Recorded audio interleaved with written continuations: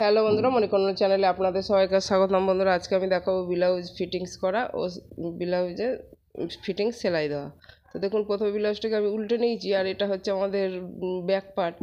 তো কোমরে আছে 30, তো দেখুন আমি 15 নিলাম, নিয়ে আর বাদ বাকি যা বাঁচবে এদিকে আর ওদিকে ভাগ করে দিতে হবে। তো আমার 4 বেঁচেছে, তো এদিকে 2 দিলাম আর ওদিকে 2 দিলাম। আর ছাতি আছে 34, তো 34-এর হাফ 17, আর গুনে নিতে হবে কত বেঁচেছে। তো আমার 3 বেঁচেছিল, তো ওদিকে 1.5 দিলাম আর এদিকে 1.5 দিলাম, দিয়ে দাগটি সোজা করে নেব।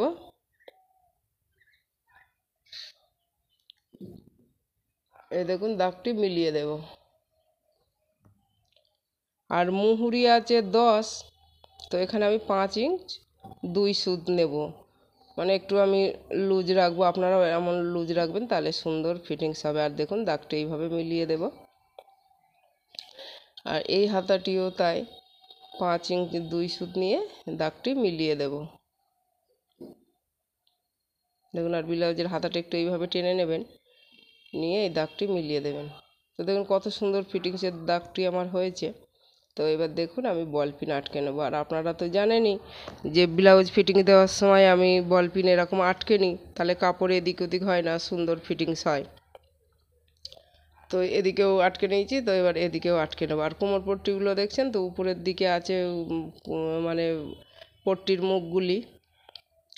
আর ফিটিংস দেওয়ার পরে আমি হেম আর হুক করে নেব। তো এটি আমি ফিটিংসের দাগটি দিয়ে নিলাম। তো এবার সেলাই দেবো, চলুন সেলাই দেখা যাক। তো দেখুন, ঠিক দাগের উপর দিয়ে আমি সেলাই দিয়ে নেব। দেখুন, এইভাবে সমান করে একটু ধরে নিতে হবে, তারপর এখানে একটু লক করে দিতে হবে। তারপরে ঠিক দাগের উপর দিয়ে সেলাই বসাতে যাব। আর দেখুন, বগলের যে হাতা বসিয়েছিলাম, যে জয়েন্ট দিকটি হাতার দিকে থাকবে, বডি পাশের দিকে আসলে হবে না, তাহলে ব্লাউজটি পরার পর আমাদের একটু খিঁচ মতো লাগতে পারে বগলের। আর এইখানেও একটু লক দিয়ে দেবো। তো দেখুন, এটি আমি হাতটা থেকে সেলাই করে কোমরে গেছিলাম, আর এইটা দেখুন, এই পাশটা আমি কোমর থেকে সেলাই দিচ্ছি।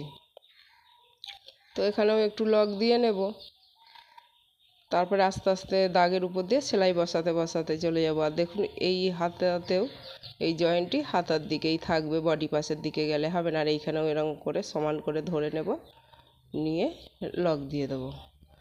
আর ওই পাশে দুটো আর এই পাশে দুটো সেলাই বসিয়ে দেবো, মানে এক চাপে।